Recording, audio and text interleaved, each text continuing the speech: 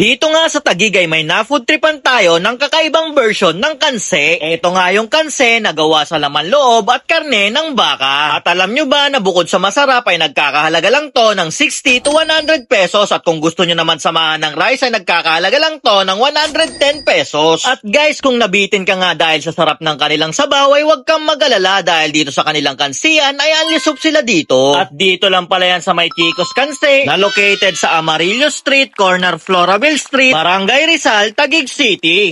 Hello kuya, magandang hapon po. Ano pong pangalan nyo?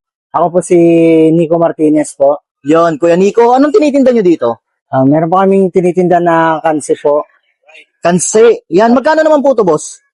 Sa isaw po, 60 lang po siya. Sa tuwalya, 60 din po. Sa laman po, 90. Pero kung gusto mo pong i-abay lahat, 100 lang po siya. 100 lang. Oh. Kuya, parang may napansin ako, no? Yung kanse nyo dito, puro laman loob, no? Sa ngayon po, yan na po muna yung ginamit namin para afford po siya ng pangmasa. Pero mag-aaral din po ako ng yung original po na talaga na katse na parang pangbulalo po. Ay, magkakaroon rin po kayo, no? Opo. Kuya, matanong ko lang, anong oras kayo nag-open dito? 4 p.m. po, Monday to Friday na po siya. 4 p.m. to 12 midnight po kami nag-bookfast. 4 p.m. to 12 midnight. Opo. Sige po, kuya, pa-order po ako ng kanse. Maraming salamat po. Sige.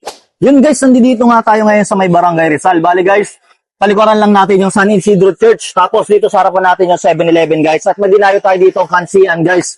Ang maganda dito guys dahil kakaiba yung kansi niya dito, no. Yan, no, tingnan nyo, para siyang gotong Batangas. Yan. Pero may langka.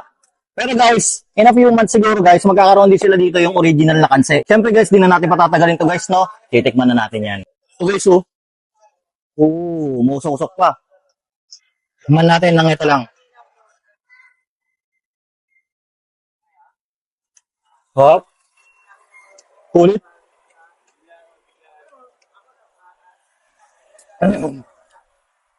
Mas malinamnam yung sabaw niya guys, no?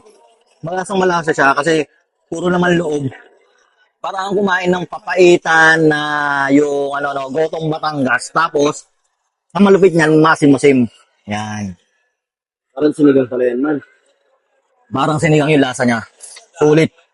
Diba? Tikman pa natin. Yun, oh. Yan man servings dito, guys. Yan. Nagkakahalaga lang yan ng 110 pesos. Yan. May kasama na yung rice. Tsaka yung, kaya lang, init. Ay, sumama. Yan, guys. Yan. Nagkakahalaga lang yan ng 110 pesos. Meron ka ng kanse.